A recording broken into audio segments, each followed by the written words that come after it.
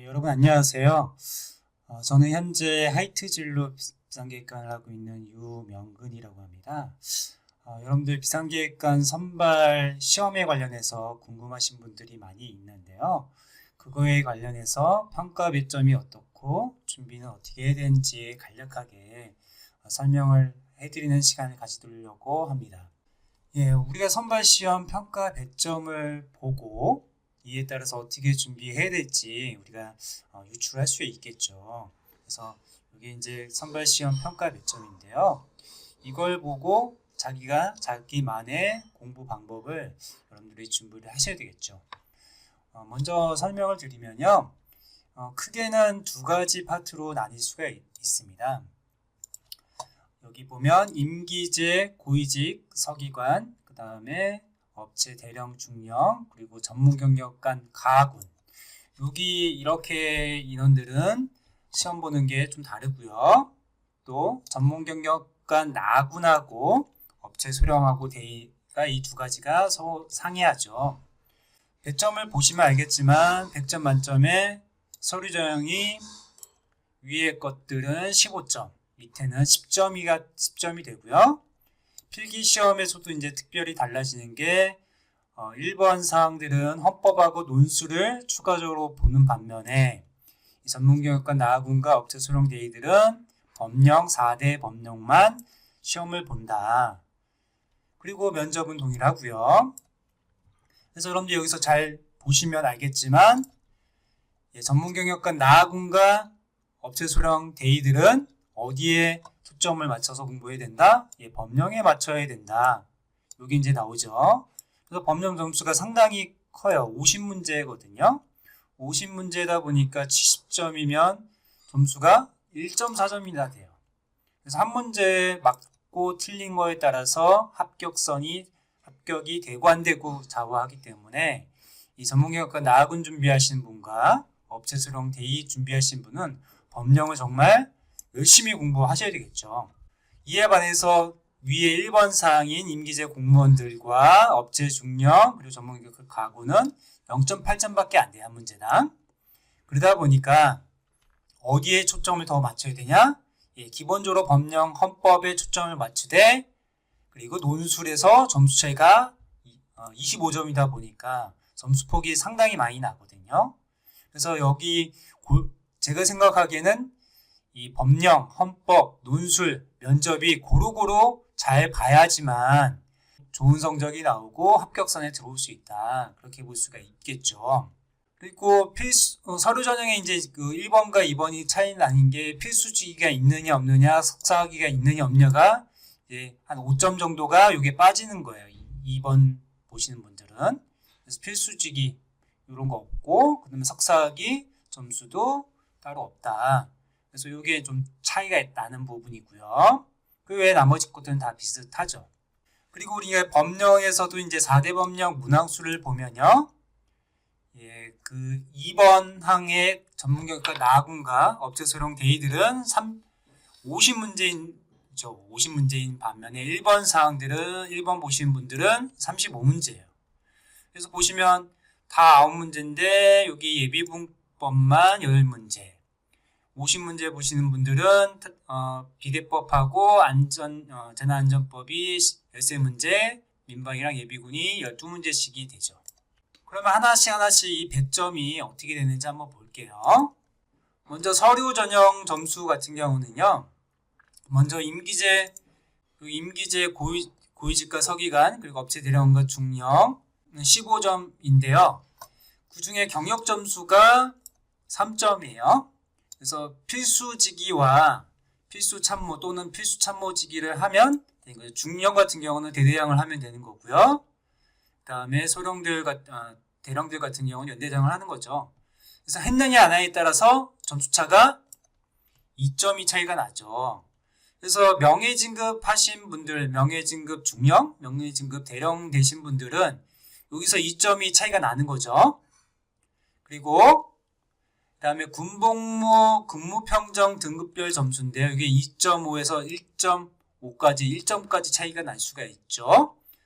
근데 여기 뒤에 설명드리겠지만 이 근무평정 점수는 우리 1차 평정의 절대평가잖아요. 그 점수를 반영을 하는 거예요. 그래서 뭐 상대평가 2차 평정까지 들어가는 게 아니기 때문에, 상대평정이 들어가는 게 아니기 때문에, 뭐 특별히 뭐 무난하게 군생활 했다면 뭐 이거 누가 긁는 사람은 없겠죠. 그래서 2.5점 그대로 다 받을 거고요. 혹시 뭐 자기가 뭐 1차 상급 지휘관에게 뭐 이렇게 안 좋은 평가를 받을 경우는 점수가 배점이 좀 까이겠죠. 그래서 이게 특별하게 문제가 없었다면 이 근무평정은 문제가 없다. 2차 평정 상대평가를 받는 게 아니기 때문에 문제가 없다. 또 군복무 경력 등급별 점수가 있는데요. 이거는 얼만큼 경력을 했느냐에 따라서 달라지는 거거든요. 몇 년 했다? 그거 이제 뒤에 나와요.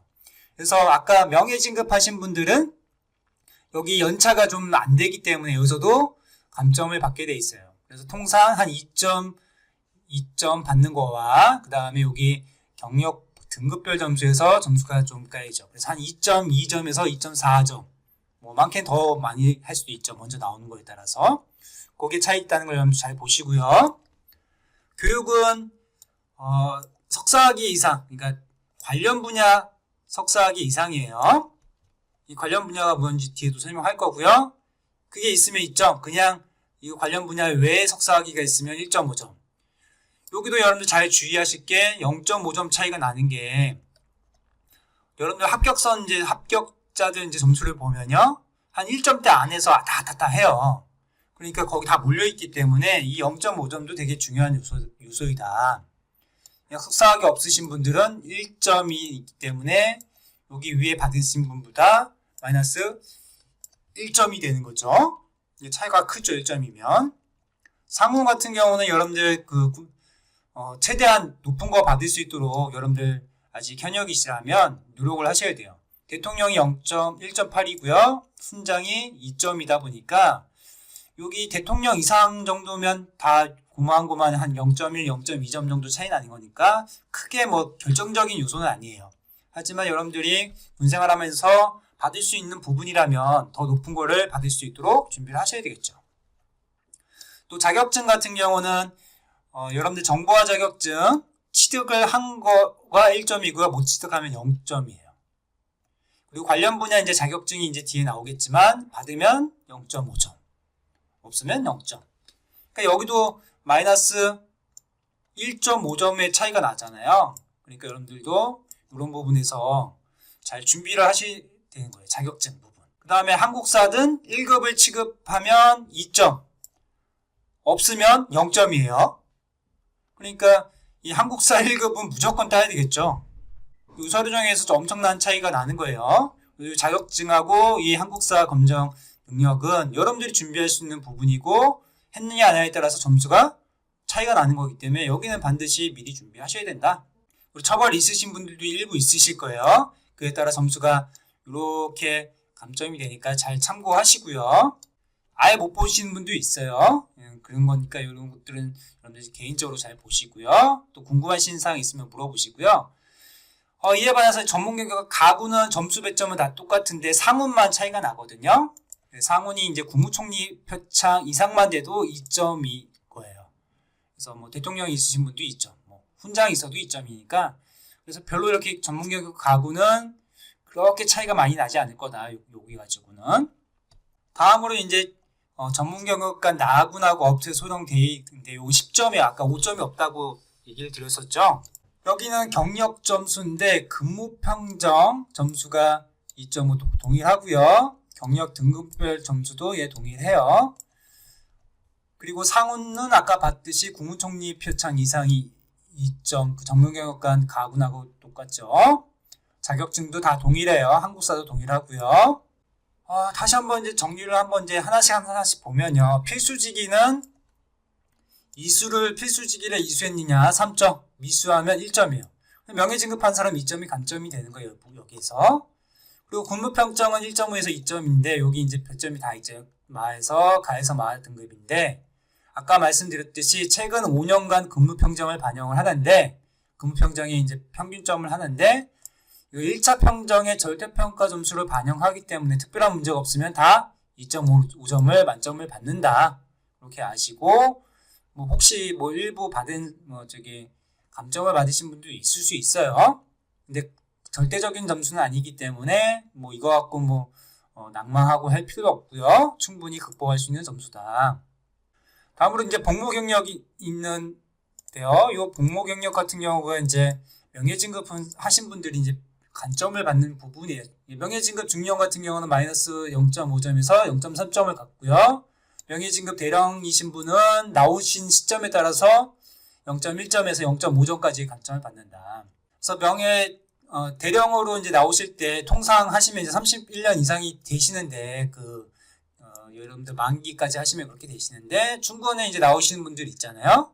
그리고 또 명예진급 대령 하신 분들은 그 연차에 따라서 점수가 감점이 된다. 이렇게 감점이 되니까 여러분 잘 보시고요. 중령 같은 경우는 이 정도 점수가 감점이 돼요. 통상 여기선. 저도 이제 명예진급 중령으로 시험을 봐서 저는 여기 0.4점을 감점을 받았거든요. 그래서 총 2.4점을 감점을 받았어요. 그래서 여러분들도 이런 것들 잘 감안하시고 마이너스 2.4점이면 우리 법령에서 3문제 차이거든요. 3문제 충분히 극복할 수 있다. 난 논술을 정말 잘한다. 그러신 분들은 도전하실 필요가 있겠죠.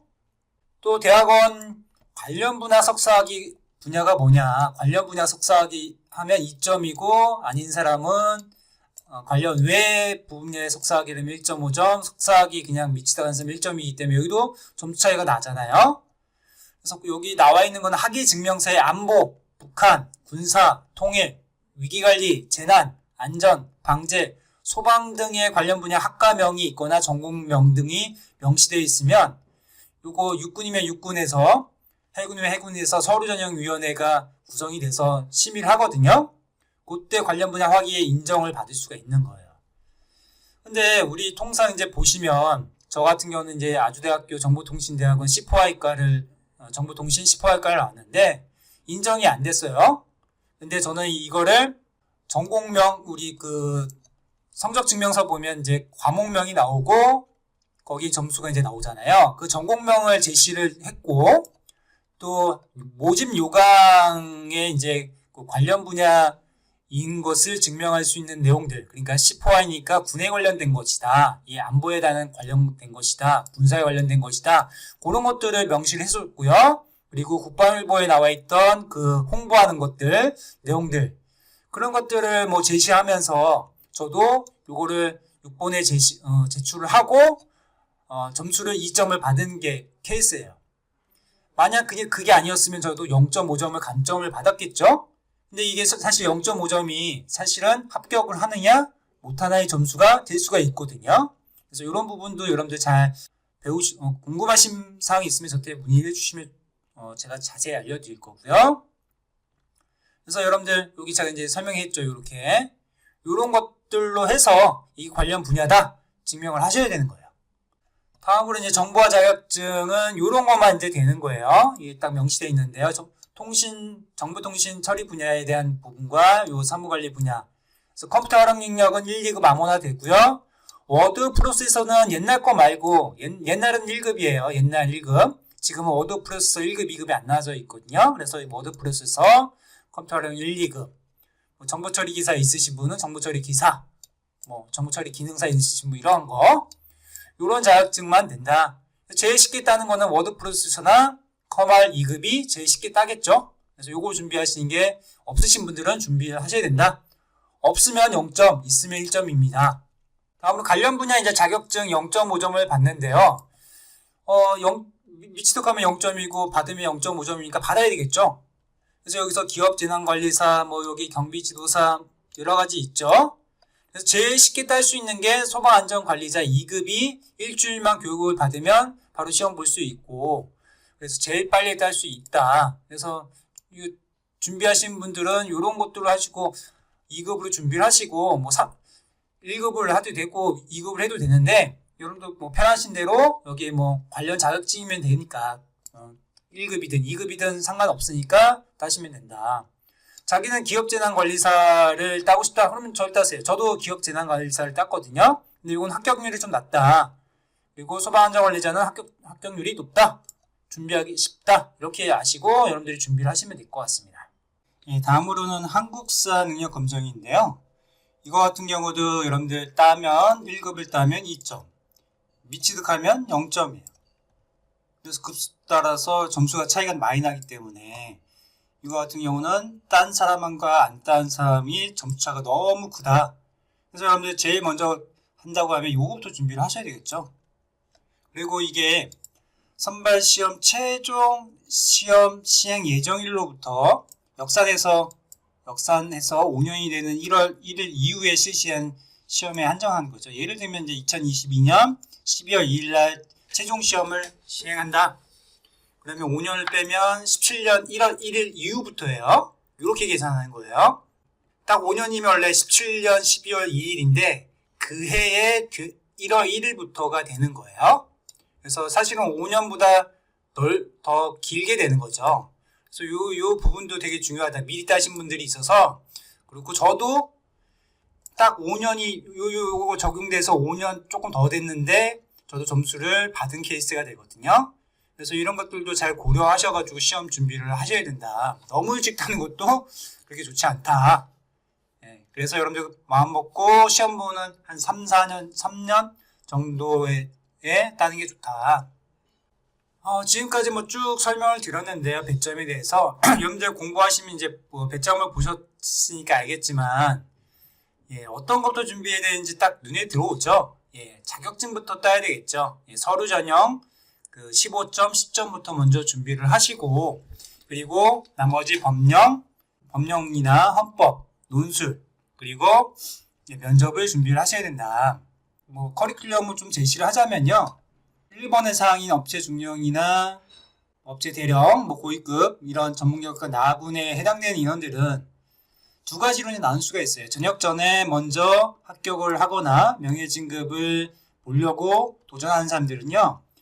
먼저 적어도 전역 3년 전에는 시작을 하셔야 돼요. 그래서 이 정보화 자격증, 관련 자격증, 한국사 능력검정, 대학원 학위를 반드시 취득을 하셔서 여기서부터 뭐 약간 뒤쳐져서 점수를 극복을 해야 되는 상황이 되지 않도록 여러분들 여기부터 준비를 하시고, 요걸 하시면서 병행해서 헌법은 여러분들 개인적으로 이제 인강을 들으시면 되거든요. 그래서 기초적으로 헌법 인강을 들으시면 어느 정도 헌법을 어떻게 공부해야 되는지 감이 오시거든요. 그래서 그런 것들을 하시고, 논술 같은 경우는 안보이론 책자들이 많이 나와 있거든요. 그래서 시중에 그런 안보이론 책자와 또 대학교나 대학원 뭐 이런 데서 무료로 안보이론 교육하는 강좌들이 있거든요. 예, 그런 내용들을 보시면서 기본적인 안보이론 정도는 공부를 하시는 것도 좋다. 이것만 하기도 사실은 빠듯하실 거예요. 예, 그래서 관련 자격증이 다 따시고 난 다음에는 이제 본격적으로 법령, 헌법, 면접, 논술 등을 이제 준비를 하셔야 된다. 이게 적어도 한 1년 정도는 공부를 하셔야 되거든요. 그래서 준비하는 것에 따라서 여러분들이 심화가 얼만큼 들어가느냐, 얼만큼 깊이 들어가냐에 따라서 시험 문제가 어렵고 좀 난해하게 나오고, 또 시험 문제를 시간이 너무 부족하게 나는 문제들이 나올 경우에는 공부를 더 많이 하시고 깊이 하신 분들이 좀 더 유리하죠. 이게 됐다면 마지막 1, 2년 전에는 심화와 모의고사 이런 것들을 하시면서 직보반 때 종합적으로 하시는 게 도움이 되신다. 그래서 저희 미라클 사회개발원 전직교육센터에서는 여러분들이 다 법령 같은 경우는 사이버 인강으로 들을 수 있거든요. 요 법령은 다 인강으로 들을 수 있는 내용이 있고요. 그리고 종합반 같은 경우는 여러분들 준비 어느 정도 되신 분들 대상으로 오프라인으로 시행을 하고 있어요. 그래서 이런 커리큘럼을 자기 나름대로 준비하시면서 준비를 하셔야 된다. 그래서 먼저 공부하시기 마음을 먹으신 분들은 이 단계를 적용을 해서 관련 자격증을 빨리 따시면 그 다음부터 마음 편하게 이제 공부하시면 되니까요.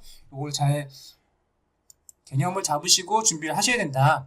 여기는 이제 직보반 거의 끝날 때나 아니면 전역 후 바로 이제 합격하는 걸 목표로 이제 삼으신 분들이 계세요. 그런 분들은 이제 조금 시간이 더 뒤에 이제 공부를 하시면 되겠죠. 한 전역 전 2년, 하는데 사실 이건 좀 권하고 싶지는 않는데 혹시나 이 비상계획관에 대한 정보가 없어서 이제 공부하신 분들이 늦게 공부하신 분들이 계세요. 그런 분들을 위해서 똑같이 적용을 하되 대신 이런 분들은 더 마음가짐을 더 굳게 먹고 더 열심히 하셔야 되겠죠. 그래서 동일한 방법으로 이렇게 들어가셔야 되고 충분히 이 기간들은 단축할 수가 있어요. 여러분들 노력하기에 따라서 단축할 수 있으니까요. 여러분들 잘 보시고 일단은 자격증부터 따야 된다. 그게 안 따면 다른 법령이나 헌법, 면접이나 논술 준비하기가 상당히 부담스럽다. 그리고 여러분들 업체 소령들 같은 경우는 법령하고 면접만 이제 시험을 보다 보니까 일단 관련 자격증이 준비가 되신 분들은 1년 정도 보시고 공부를 하셔야 됩니다. 그리고 법령하고 면접만 준비하시기 때문에 충분히 6개월 만에 합격하신 분도 있고 더 짧게 합격하신 분도 있는데 그건 여러분들이 공부할 수 있는 여건이나 여러분들의 노력 그거에 따라 달라질 수 있기 때문에 여러분들이 먼저 관련 자격증부터 준비해라. 그리고 학원에 가급적이면 법령 같은 경우는 한 번쯤은 기본 교육을 받으시는 게 좋다. 여러분들이 그냥 법령 책을 사가지고 이렇게 보고 이렇게 하신 거로 이해를 하시는 부분하고 또 강사들이 얘기하는 거와 조금 이 의미가 깊이 들어가고 그리고 여러분들이 기초를 다질 때 어려운 부분이 좀 있거든요. 봐도 이해가 안 되는 부분이 있기 때문에 그런 부분들은 해소할 필요가 있고 그렇게 해서 틀을 잡아놓고 암기를 하시고 하시는 게 더 도움이 된다. 여기까지 여러분들 간략하게 설명드렸는데요. 구체적인 건 여러분들이 그 학원이나 이런 도움을 받으시기 바라고요. 저희 22년 6월 26일 일요일날 14시에 오리엔테이션을 합니다. 이때 많이 참석을 하셔가지고 여러분들이 꼭 많은 정보를 얻어가시기 바라고요. 간략하게 여러분들 선발 배점과 간략하게 어떻게 준비해야 되는지 한 부분만 간략하게 얘기했고요. 구체적인 내용들은 6월 26일 일요일날 14시에 미라클 사회개발원 전직교육센터에서 오리엔테이션이 있으니까요. 많은 참석해 주시기 바랍니다. 감사합니다.